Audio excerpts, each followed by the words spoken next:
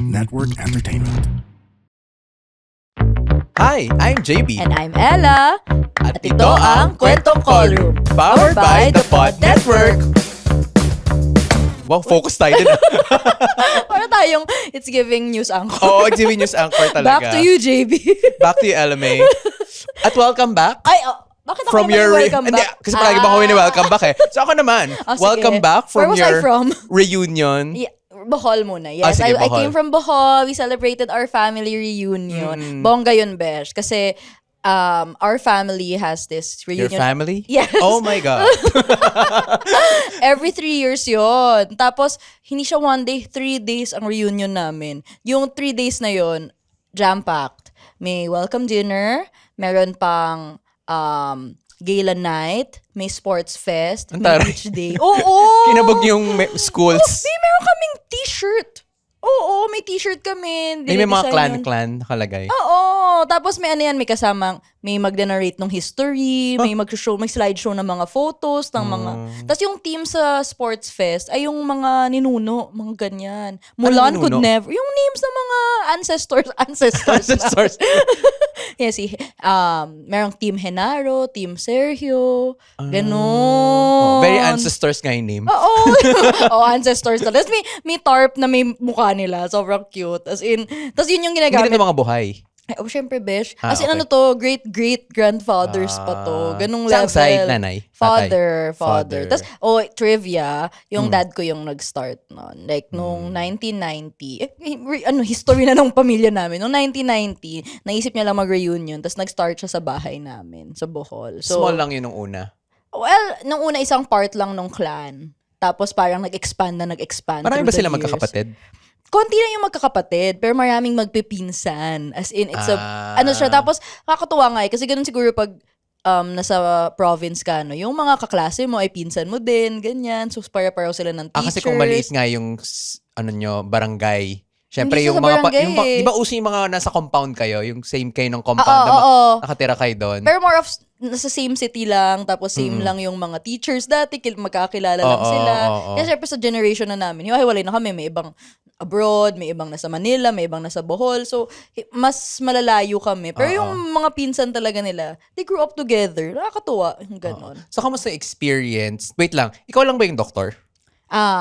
Merong doktor, pero nasa abroad siya, nasa US. Siya yung nauna sa aking doktor na nag-aral in the same college where we studied. Oo. Yeah. So, technically, ikaw lang yung doktor. Na nandun, oo. Na nandun. Oo. So, Wait lang, sige. baka ma-fact check ako.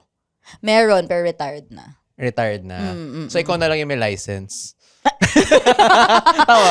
Or basta Ako yung practicing in the Philippines. Oo, Okay, ako yung okay, practicing, okay. ayan. Oo. So, yun pa, dahil nga alam nilang doktor ako, laging may ganyan pag umuwi ako sa Bohol. May pipila, tatanong, papakita. Yan yung topic kasi natin. Ay, May kwento. sorry. Pero yun nga. Okay. Yun yung dahilan kung ba't ko to gusto i-bring up din. Kasi Oo. nga, it's a common thing in family reunions, True. mga gathering, True. no, na kung ikaw yung doktor, medyo magpa-flock sa'yo yung mga tao for medical concerns. Oo. Na hindi naman, minsan naman talaga siya, pag-uusapan ko anong ginagawa mo as a doctor, pero syempre papasok sa usapan kung ano tong gamot na to, ano tong mga maintenance na to, para saan to. May experience ako, besh, na para akong nag-medical mission, parang gano'n, na hindi ko pinlano. Kasi nasa table, tapos para sila ng tanong, so naglabas na ako ng PowerPoint, Ikaw din naman pala ang prepared Hindi kasi, for PHL. kasi may mga ganun na akong files. Meron ako mga files for diabetes, for hypertension, na ginagamit ko na talaga sa patient. So, nandun na rin lang ako, so para naman sila ng tanong, so parang nilabas ko na yung PowerPoint ko, ganyan. So, makita. So, yun ang pag-uusapan Yeah. natin. So, ang topic today is about being the doctor in the family. Kasi, Napalagay ko, very relatable. Lalo na sa mga first generation na, alam mo yung parang unang doktor sa pamilya, Yeah. unang doktor siguro sa baryo ninyo, sa barangay ninyo, mga ganon, di ba? Tsaka, siya I think, matanong kasi yung families, no?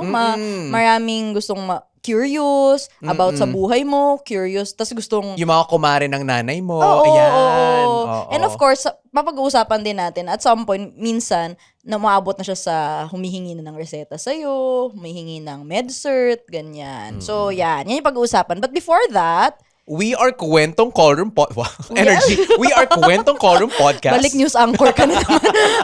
We're best Sa ulo. friends. We're best friends and doctors, and our goal is to Demystify and humanize medicine. Back to you.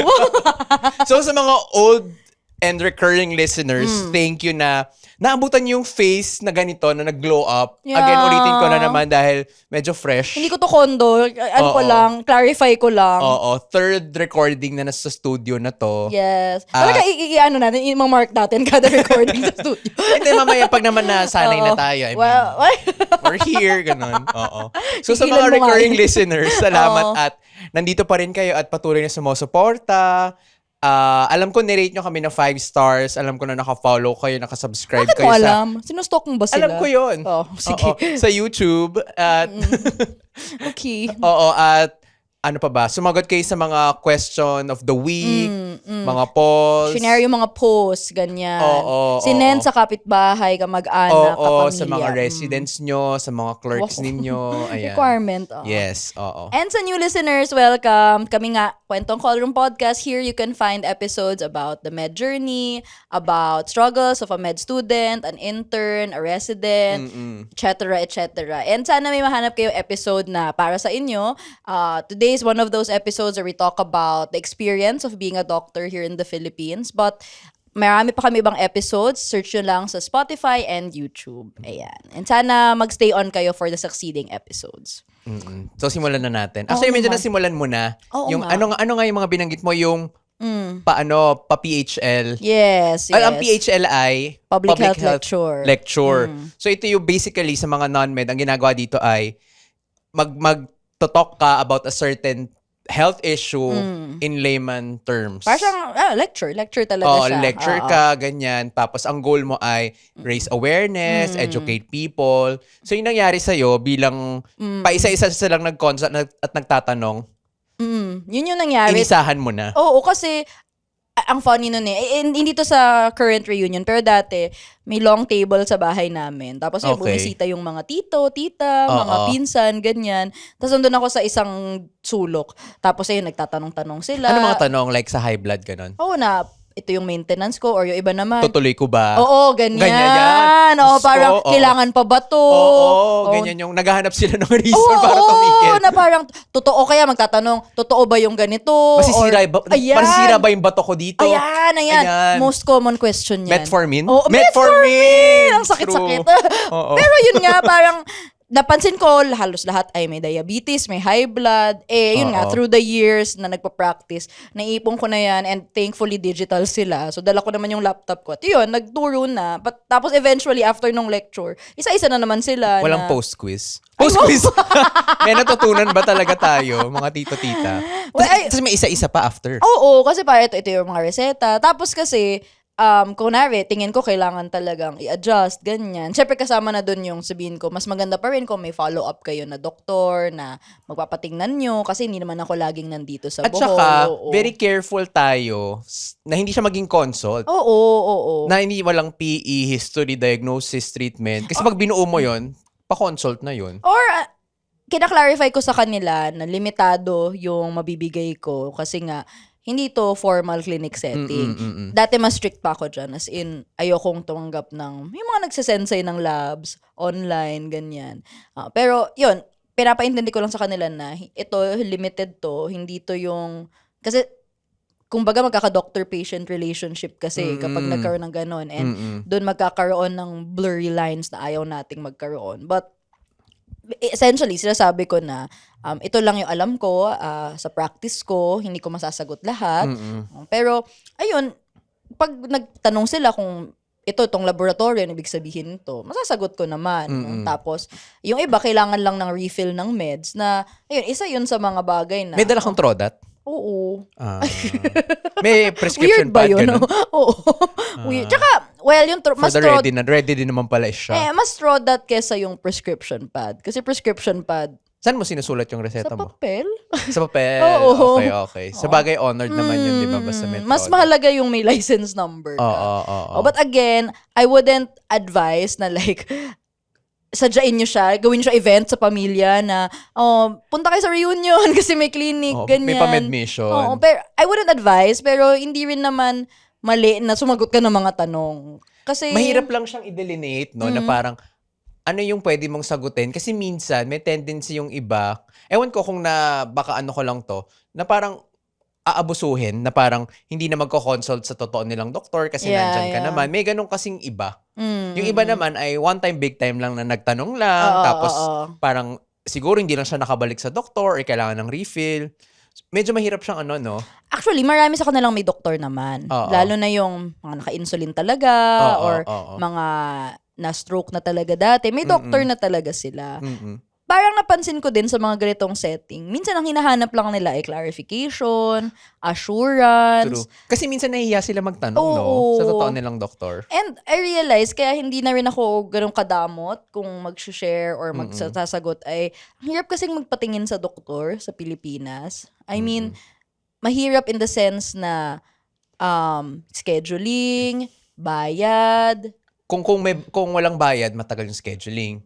Kung mabilis yung pila, may bayad naman, 'di ba? Parang Tapos syempre hindi lang naman yan yung consult lang. Syempre may papainom pa sa'yo, may mga medication, may mga lab test kapag may gusto i-work up, ganyan. So sobrang daming involved sa kanya na I think yung iba nahihirapan makakuha ng sked. Kasi kunwari, a lot of my relatives, yung doctors nila hindi naman lagi na on call na matetext nila or kapag may naramdaman sila, ganyan. So, minsan sa akin nila yung yun ba tinatanong. yung isa mo pang ako kasi na-experience ko din yan na parang yung mga kakilala ni mama, halimbawa, may forward na lang si mama na parang ganyan, walang context, parang biglang CT scan result, parang ano gagawin ko dito?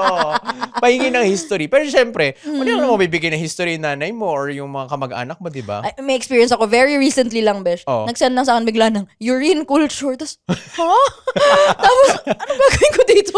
Una, bakit siya nagpa-culture? Alam mo yung hindi complete yung picture. Kasi syempre yung turo sa atin ay harap mo yung patient, mag-history ka, mag-BP. Tsaka na yung labs. Tapos, saka na yung treatment, diagnosis and then treatment. So, medyo nakakagulantang yung, ano to? So minsan hinintay ko muna yung nanay ko mag-message ng buo kasi parang makikita ko na lang may stroke na ganyan, tapos parang ano kaya nangyari, tapos matagal na pala yun, yung mga ganun. Mahirap din yan kasing digital, yung through messenger. Dati super strict ako dyan. Hindi ako nag-accommodate niya na hindi ko nakikita yung patient. Pero nagbago kasi yung klima nung nagka-COVID pandemic na naging norm or hindi naman, naging practice yung telemedicine. Na, totoo naman, there are some things that you really can address through telemedicine. Pero yun din, iffy pa din yung platform of social media kung hindi siya formal consult. Yun nga. Pero sa telemedicine kasi, tatapusin mo yung buong process. Hindi yung parang, ito yung labs, ano sa tingin mo? Tsaka, ang hirap di ba? Tsaka hindi mo siya patient to begin with. Different naman kapag follow-up mo na, alam mo na yung history nito, mas natatrace mo na yung, kumaga mas klaro sa'yo yung gagawin. May naalala ko nun, meron yung nanay ko, pinadala niya, sa kanila naman ng tatay ko. Pero alam mo yung yung nanay ko kasi hindi magaling mag-picture. So blurred. Tapos papadala siya ng ECG, tapos parang, wala namang ililinaw to. Yung mga ganon, parang, tapos parang, ano pa yun, X-ray, ang layo nung, parang top view na table lang na ganyan. Tapos parang nag-reflect ganon. So parang, ano ba? Ang hirap, Pero yun nga, parang, yung mga relatives ko, to be fair, alam ko namang may mga doctors sila. So, more of assurance, ganyan. But I also know, and there are people who come to me through my parents, ganyan, na alam kong wala kasing access sa doctors or yung isa pang common ay nagpapatulong nga makapasok sa ospital. Isa pa yan. Meron tayong tinatawag, siguro extreme na yung extensionitis. Pag extensionitis meaning, meron kasing concept na extension sa ospital meaning, halimbawa hindi ako doktor, meron akong kakilalang doktor. Tama ba? Wait. Nalito ako ulit. Ako yung doktor. Tapos, let's say, yung pinsan ko gusto magpatingin. Matanggalin mo explain. Tama. Pwedeng, yung sabihin, extension ko yung pinsan ko. Tapos lalapit sa'yo. Extension. Yun. So, ang nangyayari ay, extension para magpatingin, yung iba magpapatulong magpa-admit, ganyan. Kasi nga, tingin nila, kailangan nila ng tulong para makapasok sa hospital system.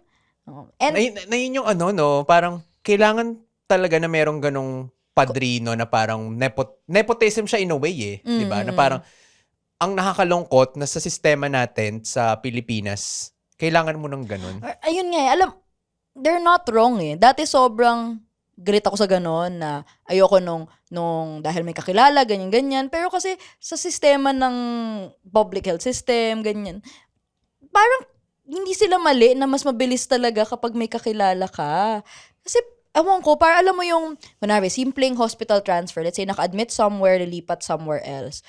Parang ang sasabihin sa'yo, kailangan kayo yung kumausap dun sa doktor dun, o kaya kailangan makontak mo yung doktor dun sa receiving hospital, na parang, norm ba yun na may kakilala kang doktor? Like, everyone ba ay may kakilalang doktor? Parang, why is that expected of a citizen na kailangan, hindi ba dapat yung system yung nag-accommodate kapag, ayun, again, another topic, pero galit na naman po siya. dapat kasi, kunwari, may sakit ako, kailangan ko magpatingin, kailangan accommodating yung system na dito ako pupunta, ito yung steps, ganyan. Hindi yung kailangan mo talaga ng may kakilala, which is sad. And I guess that's also why a lot of people or family members ask their friends or mga Kung may kakilala kamag-anak. ba silang doktor. Kasi isang araw din yun out of work kapag magpapatingin, magpapaschedule. Tapos hindi lang naman yan once, may follow-up pa yun. Lalo na kung acutely ill talaga sila. So, minsan, maawa ka din pero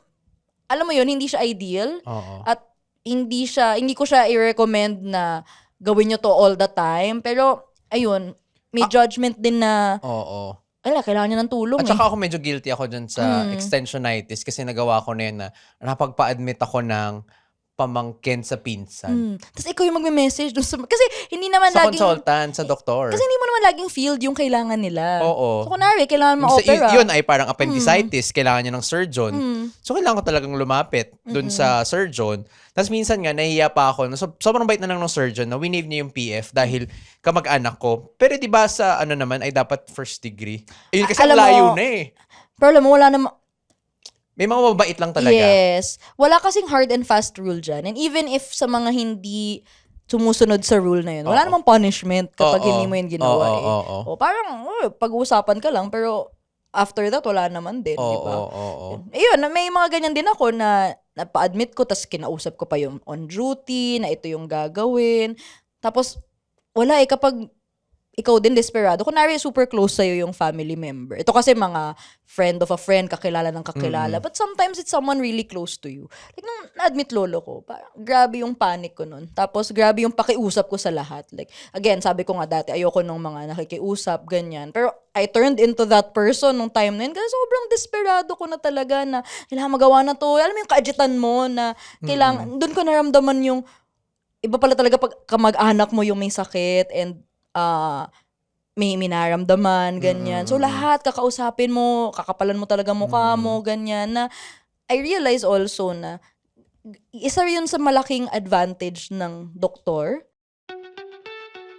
What's up, Kingdom fam? Yuki and Ingrid here from the Kingdom Podcast. Are you someone who has fully integrated K-pop into your life? Or keep up with the latest K-pop comebacks, news, and scandals? Do you also dream about getting married to your bias and having their babies in the future? Well, you're in the right... What? I'm just being honest. Look, you know what? Let's just get back to it. At the Kingdom Podcast, we dive into the latest comebacks, dissect the music videos, and do deep dives on controversies. Not only do we make things informative, but we also keep it fun. It'll be just like listening to a group of friends who love K-pop as much as you. You won't find another podcast that's as fun and unfiltered as ours. So, if you're ready for some K-pop chaos, grab your nightsticks and tune in. Check out the Kingdom Podcast. Stream it on all your favorite podcast platforms. Stay awesome, Kingdom fam! I thought that was pretty good. What do you think? Marrying your bias and having their babies? Really? Yep. Okay. Hindi lang siya sa pangalan or sa sweldo or what, or sa financial freedom or what. Mas yung access, it's knowing who to ask, knowing people. The process, knowing where the to process. go. Yeah, kasi hindi siya native sa'yo Alam mo yung gagawin, saan pupunta. Hindi mo alam lahat, pero alam mo kung sinong dapat lapitan. At saka kahit hindi mo sariling ospital, more or less, meron kang kaibigan na may kakilala doon. Oo. Most likely. So, at may advantage ka pa rin. Di ba? Na wala sa maraming tao. Kaya, I guess doon nanggagaling kung bakit kailangan ng iba na basta may kakilala, ganyan. Minsan nga, doon ko na nakakausap, kunwari, classmate ko talaga. Tapos yung kapatid niya, may tatanong sa akin. Tapos parang naging friend ko na yung kapatid niya, ganun. Yun, so marami siyang forms, no? Nakaranas ka din ng mga med-cert na pinapagawa sa'yo?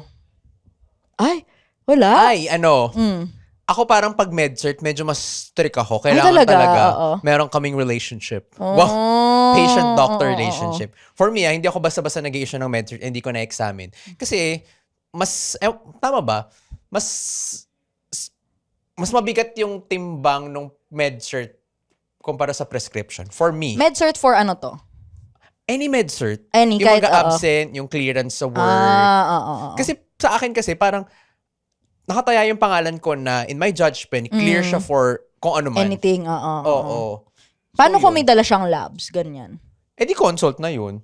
Oo nga, Kung consult na, as in bubuin ko hindi Oo, pwedeng oo. hiwalahin. Oo. Kung buo, okay lang sa akin na magbigay ng med-cert pro bono kung kamag-anak Ayan, yan naman. nga, oo. Basta bubuin natin yung process. Hindi pwedeng maglalaktaw Hindi, tayo. ano naman, talagang, if you give prescription certification that way, ano yun, same as any other consult. Oo, yung oo. gagawin mo ay on the line yung license mo talaga doon. Nakatry na kasi ako. Bakit? May S2. nagsinungaling? S2 okay yung naman yun. pinapagawa sa akin. Oo. Dahil syempre, nung residents tayo, meron S2 akong S2 license license. ka, oo. Tapos, gayahin ko lang daw yung S2 na to. Ang hirap, di ba? Oo, mahirap. Paano kung ano? Tsaka Diba? tricky yung ganitong mga sitwasyon Kasi, alam mo yon parang hindi mo kasi alam, lalo na kung hindi mo close naman. Sorry, yung S2 pala ay, Oh. very may audience. Yung S2 pala, Hi. mga bata, Oo. ay, ito yung special prescription for specific medication. specific medications na restricted. Restricted because May tendency for overdose, abuse. So, kailangan special license para Oo, mabigay siya. oo. Ayun. So, ayun, medyo tricky yung ganun. Ano ba? Depende talaga kung, alam mo yung ang threshold ko ay kung confident ako sa isusulat ko. At saka ang hirap Oo. pa nun, medyo desperate sila kasi hindi sila makapagpa-schedule sa doctor na yun. Tapos mauubos na yung gamot na yun. Tapos maintenance. Like anti-seizure medications, pag nag-lockdown, hindi magsiseize yun. Yung mga ganun. So, ang hirap. Ang hirap diba? nun kasi saan nga sila lalapit? Diba? Ano ba yan? Itigil na nga. Okay, pero yun, in terms of mga med-cert, ganyan, kailangan confident ako sa isusulat ko. So, if I need to do a thorough history and PI, I will. Oo. Kung ano mang means yung kailangan, di ba? Oo. Yun. Pero, ano ba? Pag mga maintenance na alam kong gamot na talaga nila, parang mas kaya ko yun. Pwede. No? Oo. Naka-encounter ka ba ng nagpapa-BP? As in, Pero wala akong nagpapa-BP? dala. Ay, hindi ka ganun ka-prepared.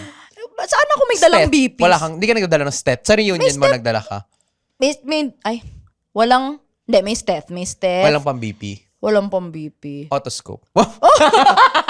Kahit nga sa May hospital penlight hindi nga. ako. Wow. Penlight. Pero alam mo, Oh. I learned din na yung mga medical supplies din kasi matunog sila sa airport. Like, hindi yung Neurohammer. Papayagan ba yun? Kaya nga. Kasi sharp yun, kaya hindi diba? ko tinatry. Ah, Kasi parang pag binasa mo yung mga bawal, hand sharp carry. objects. Oo. Oo nga. May kilala ko na ganun, hinold yung kanyang Neurohammer. Yun, parang yun yung mga bagay na, well, hindi naman dala all the time. No? So, ayun, kailangan lang talaga emphasize na hindi to full consult, hindi ko napakinggan yung red sounds, ganyan. Mostly talaga, ang ginagawa ko naman ay advice at reassurance na ito ay para dito, ganyan. Yung iba kasi minsan humingi lang ng opinion mo. Like halimbawa, palagay mo, iho, palagay mo, iho, dapat ba magpa-opera ako o mag-chemo? Yung mga ganon. Mga na broad ganyan. strokes. Hindi ka naman siya, Oo. hindi naman specific. Like, bibigay mo lang yung pros and cons in general. Palagay mo ba dapat, stage 4 na ako, magpapakimo pa ba ako? Tsaka lagi kong Or papatanggal ko ba tong bukol na to? Hindi naman lumalaki. Mga ganong general, Pero alam mo, dyan rin, siguro isa rin yun na good part sa kanya. Kasi minsan, tayong makaka-catch nun. Kunwari, ang akala niya, meron lang siyang lung problem, nauubo-ubo siya. Oo. So pag tinignan mo, plural effusion, may tubig siya sa baga, Oo. baka malignant pala, baka cancer pala. Minsan ikaw yung makaka-catch nun Baka magulo siya. Inings, inuubo lang ako. Pag after no conversation, cancer na. True events to. Well, totoo din naman. Totoo din naman. Oo, so, minsan, kasi hindi naman nila alam ko, papatingin nila eh. Matiis yung mga Pilipino talaga. I can say that for a fact. May isang Matiisin study na na parang isa yun sa mga coping mechanism ng mga Filipinos na walang-wala pagtitiis. Instead na pumunta sa ospital dahil wala nga silang kakayanan na magbayad, titiisin na lang. Kahit nga may kakayanan eh. Kasi minsan, alam mo yon, hindi ko masabing hindi nila priority yung health. More of, hindi nila masingit. Ay, alam mo yon, para ang dami nilang ibang May opportunity iniisip. cost kasi ang Oo, pagko-consult yun nga. Tapos, ang haba pa ng pila. Oo. Ang tagal din ng bawat consult, di ba? Oo. Hindi siya, I think they have to save the whole day for it. Kaya, mahirap din for them to schedule everything. Oo. Ako meron pang isa na feeling ko shared experience ng mga doktor sa pamilya is yung decision making. Yung pag itatanong yung opinion mo. Pag health related, like lalo na kung ikaw lang yung doktor, Yes. parang yes. nakasalari sila, ano kaya yung expert opinion mo. Oo. 'Di ba? Yung mommy ko ganyan eh, parang lahat ng magkasakit sa pamilya, sasabihin niya sa akin. Tapos lahat ako yung magdedesisyon. Parang, what's happening? Dumami bigla yung SIC. Hindi, as in parang ang sasabihin niya ay, ito naramdaman niya to, anong gagawin? Ganyan. Honestly, minsan, naramdaman ko kasi na parang every little thing minsan i-direct sa'yo. Tapos, I'm so sorry. Minsan, naiirita talaga ako. I'm sorry, oh my God. I'm just being honest. Pero totoo naman din kasi pag parang, lalo na kapag marami kang ginagawa or sobrang busy ka, tapos parang itong maliit na bagay na to, ako pa yung mag-iisip. Or tipong, alam mo yung mga adjit pa sila na kailangan mo na sumagot. Ganyan, Oo. Pero at the same time, nahihiya din. Alam mo yung nagigilty ako na nararamdaman ko yun. Kasi parang may time nun eh na sagot ko yung mommy ko, oh my God, I'm such a bad girl. Sabi ko sa kanya, bakit ako na naman? Ganyan. Tapos ang sabi ng mommy ko, sino pa ba? Tapos parang ako, oo nga naman. Sino pa ba? Parang, wala naman nga talaga Sige, silang... next patient. And for context, talagang yung nagpapatulong, walang-wala din talaga. Malayong probinsya. Tapos, wala ring doktor na immediate. So, it's not like tinatamad lang silang magpa-consult sa doktor nila. So, parang ako, Meron din yung ganyan yung nanay ko, pero feeling ko yung nanay ko tinatriage na niya. ay, wow! Like, Marunong na. nililimit Oo. niya. Hindi ko alam kung natarayan ko ba siya nun or nagalit ba ako. Pero, pansin ko, paisa-isa lang, tapos medyo nakasynthesize na. Hindi yung paisa-isa yung like, tuloy-tuloy yung message niya. Parang hindi, natuto na siya. kung Siguro. paano. Oo. Kasi ang dami kong tanong very ako. So, ano yung ganyan? Babalik siya. So, ano yung ganito? So, parang yung next, nag-gather na niya lahat ng information. To be fair, alam mo, yung mommy ko, alam din naman niya kung sino yung hihingan talaga ng tulong. Alam ko na yung iba talagang walang ibang mahingan or mapagtanungan. Kasi yung iba na alam kong may kaya may doktor, nagkatanong lang kailan yung schedule ng clinic, ganyan. Kailan ako pwede mo magpatingin. Yun yung legit gustong mag-consult na I see no problem naman. Kung may ibang meron din akong ganyan. May referral ka galing nanay mo, ng mga pasyente mo. Oo, mga ganon. Kasi nga, malaking bagay pala yung pag-promoter mo yung nanay mo. No? Parang dami niya kakilala, ganyan. Tapos, wala naman dong, to be fair, sa mga lumalapit, wala naman dong na tipong ina-expect na libre. In fairness naman. In fairness sa mga friends ng nanay mo. Tsaka, pansin ko, marami dun kung wala, nahihiya rin sila. Kasi nagtatanong talaga yung iba na, kunwari, may dumating, bisita. Tapos, ayun, kaya ko namang i-PE, itignan ng maayos, tapos magbibigay ako ng anong masasabi ko, ganyan. Gusto nila akong bayaran. Tapos parang, girl, wag na. Oh, girl.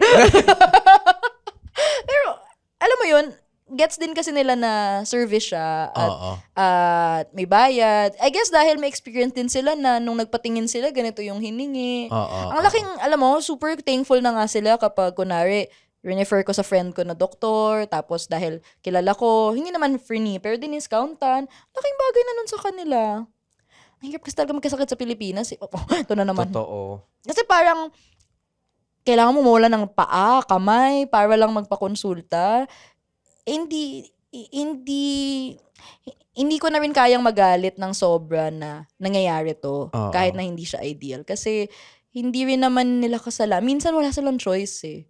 So, mahirap. And this is something that we will learn to navigate. No one teaches this eh. Hindi siya tipong, ganyan. And minsan, tuturo naman sa'yo na, di ka pwedeng accept ng ganito or strictly ganito yung consult. Pero, makikita mo down the line, may mga sitwasyon na yan. Katulad nung sinabi mo na parang, sino pa bang magbibigay? O sino pa bang Sa'yo yun, titingin? Ay, akin ba yun? Sino pa ba? Ay, ano ba? Phenofarbic. Ano na? Yung phenofarbic. Yung nagsiseizure, ganyan. Oo nga. Ito, feeling ko, last na sa naisip ko ay, yung mismong magulang mo na, yung ikaw yung doktor. Iba talaga yun. Parang, Iba-iba siya, no? Kasi, ako, hirap na hirap ako explain sa tatay ko na ang metformin ay hindi nakakasira ng bato. gusto mo ako kumausap. Talagang exchange tayo. Kasi yung nanay mo naniniwala sa akin, di ba? Yung nanay ko kasi ganito siya, besh. So, parang kailangan yung advice mo dumaan sa kaibigan. May So, peer review. Oo, parang kapag sinabi ko sa friend niya at sinabi ng friend niya sa kanya, maniniwala siya. Pag galing sa akin, parang kailangan yung the messenger matters. Oo, parang pag sinabi nito, okay lang. Pero pag ako, Ang hirap, no, na maging pasyente ng mga magulang. I think kasi they will always have this, alam mo, expected naman na rin na respeto natin sila. Oo. And Ako nagparal sa'yo, at mo ko inuutusan. oo. Parang for a long time, sila naman yung authority talaga. And hanggang ngayon, sila naman talaga yung authority. Oo. Pero, syempre, dahil nag-aral tayo ng medisina, may mga bagay na gusto natin, sana ito yung sundin nila. Ganyan. Mommy ko talaga dati parang, my God, naalala ko nun, sobrang frustrated ko dati sa sugar ng mommy ko. Kasi nag-endokot lahat, tapos hindi ko makontrol yung sugar ng nanay ko. Tapos parang, Sampal sa'yo, no? hindi, tapos sabi ko talaga sa kanya, Mami, hindi mo ba alam na sisira na yung beta cells mo? Tapos parang, maintindihan ba yun ng nanay ko? Kasi sobrang na-shock din ako na sasabi ko yun.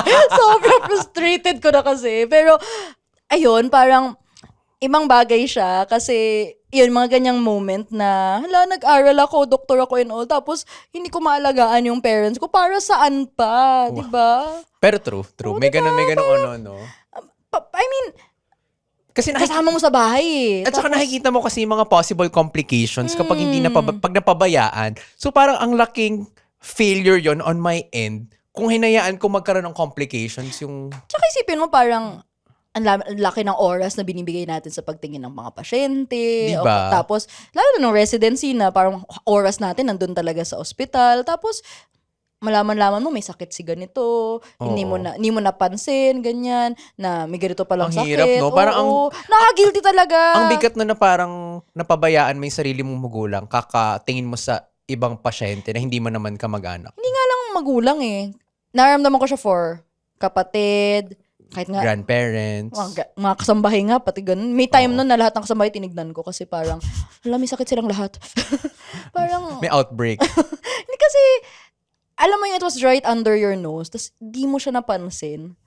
Parang, lagi natin, yun, kanina sabi natin, gusto natin nakikita, nahihistory. Girl, kasama mo na sa bahay. Parang, Diba? nakaka-guilty yung, bakit di ko to nakita? Wala, parang, walang lungkot lang. Ayun. walang advice tong topic Wala na to. naman. Ano nga bang advice dito? Hindi, I parang- think validation. Yes, yung ganong yes. experiences ng mga doctors sa family na kayong tinatakbuhan, kayo yung mga tinatanong sa mga bagay na may kinalaman sa kalusugan. Kasi sila, nakikita nila na, ako ang perception ko na lang dyan, nakikita nila na ikaw yung merong kredibilidad at may pinag-aralan para mabigyan sila ng advice. I guess, yun nga, trust ka nila eh. Oo. And ayun nga, I try Ang not... konyo, trust ka nila. And I guess parang, alam mo, hindi nila yun gagawin kung hindi nila kailangan. Totoo. I'm trying to think of it that way na sobrang konyo ko na nga. Na parang hindi nila gustong magkasakit una sa lahat. And kaya ka nila tinatanong kasi kailangan nila ng opinion mo. Again, a tricky area to navigate. Oo. And hindi namin sinasabi na Pagbigyan lahat. Oo. At hindi namin sinasabi na hindi ang lahat. True, mahirap nga siya. Oo. Ano? Kasi wala tong guidelines talaga. And ideally, matignan mo nga lahat maayos as if you would every other patient. Pero, hindi siya laging possible. Pero, nakakatuwa din when they're grateful for you. Oo, no. Parang nafe-feel mong may saysay ka. May silbi ka sa mundo. Lalo na Ganyan. sa beginning physician. Yung mga una mo talagang patients ay mga kumare ng nanay mo. Oo, mga naka-validate naman. Naka-stress lang talaga kasi pati emergency sa'yo. Diba? Ayun nga, no. Ayan. Pero yun, sana kayo ay na-validate kayo. Kasi, well, I'm sure at some point, mararanasan nyo din siya. Kahit nga may doctor ding iba sa pamilya, I think at some point matatanong ka. Ayun. So, sana nagustuhan yung episode na to. If you like this podcast, please follow Kwentong Callroom Podcast on Spotify and YouTube. We drop new episodes every Monday, 5 p.m. At pwede nyo rin hanapin yung mga past episodes on Spotify and YouTube. Ikaw na. Feel free to comment. Ayoko na. Oh, sige. You can also follow us on social media for more chika and updates. We're Kwentong Callroom Podcast on Facebook, at Callroom Podcast on X, Instagram, and Threads. You can also join our Discord community, Callroom Tambayan. It's a community server kung saan pwede kayo makichika with us at iba pang mga ka-callroom. Each week, meron din tayong, palitan ko na each week na yun. Each week, meron din tayong episode question that we post every Friday, 12 p.m. Makisagot sa question of the week to keep the conversation going. At sa mga gusto mag-submit ng questions, concerns, at chief complaints, open pa rin ang Kwento Mo sa Callroom. It's a Google form where you can submit your questions to us. Kung mapili ang kwento mo, pwede namin yan sagutin on one of our future episodes here on Kwentong Callroom Podcast. Link is pinned in our social media pages. And if you want to reach us via email, you can reach us at kwentongcallroom@gmail.com. Ayan. Hello po sa lahat ng doktor ng kanilang pamilya. At sa mga nanay namin. Oh, we love you po, mama. With that, I'm Ella. And I'm JB. And this has been Kwentong Callroom.